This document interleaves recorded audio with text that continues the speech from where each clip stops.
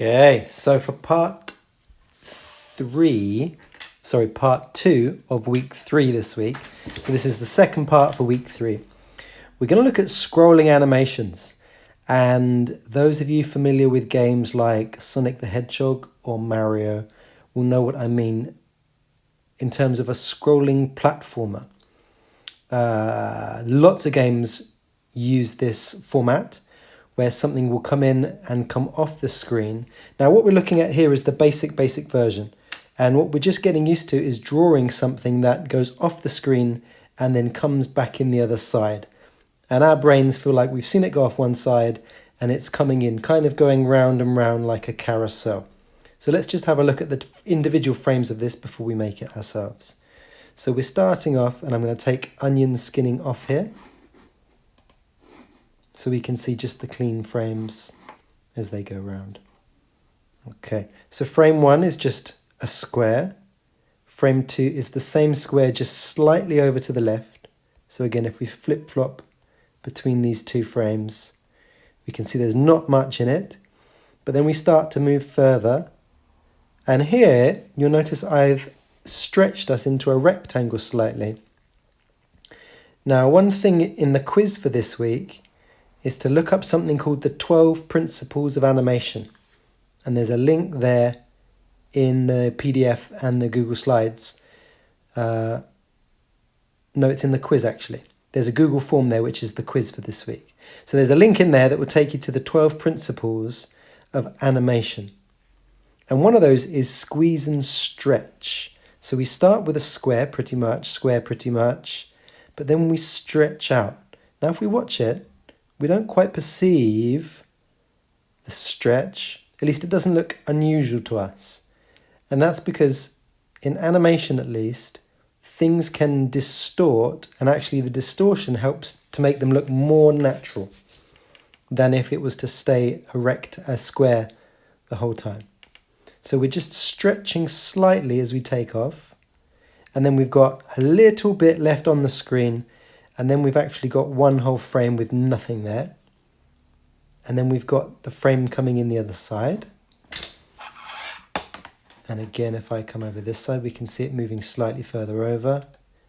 And then it's slowing down. I'll show you with onion skinning on in just a minute.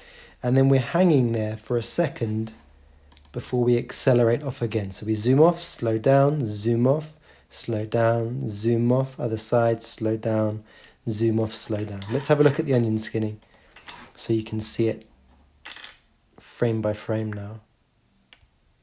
Here we go.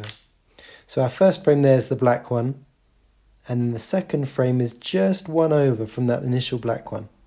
And then we move again. We're still overlapping. Here we're overlapping much less, and here we don't overlap at all. There's no overlap between these two frames. That's a big jump.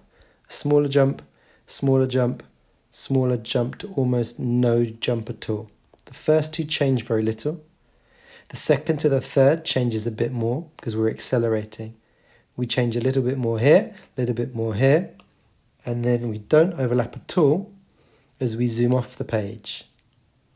Coming in the other side, we've got quite a big jump, but less of a jump here. We're even overlapping with 2 frames back here, and then there's almost no change as we slow right back down again. Let's play it again. So we zoom off, stretching as we zoom, slowing down back to square, slightly rectangular as we zoom off, coming back in again. So what I'd love you guys to do, you can choose any shape you like, but the square works quite well because we've done stuff with circles before. We're drawing each of these squares freehand with the paintbrush tool, and all we're simply doing is drawing one in the middle. Let's do it together now. So I'm going to come up to the top, and I'm going to just type in quickly Brush Ninja. My autocorrect should get Brush Ninja. Yeah, Brush Ninja. And I'm going to click New here. So to start with, I'm going to get the black. I'm going to get the onion skinning on. And I'm going to draw my square. Now I'm going to show you that we don't need to be too precise to get the feel of what we're doing here. So we're just moving a bit further each time now. And by no means are these perfect. And let's stretch it a touch here.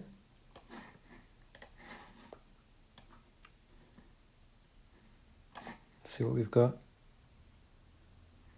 Okay, it's good enough. Then we're going to have a frame with nothing in at all. We're then going to come in the other side.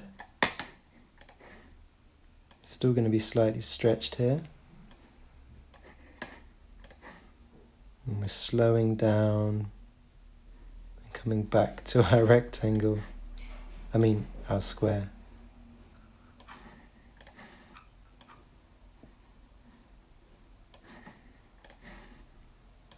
One more back to our start.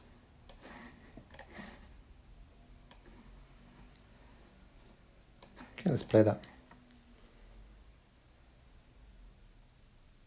Not quite as much acceleration as the one I showed you before, but I just wanted to show you the process again. So we're zooming across, come back in the other side, and off we go. Okay, have a go with that yourselves, guys.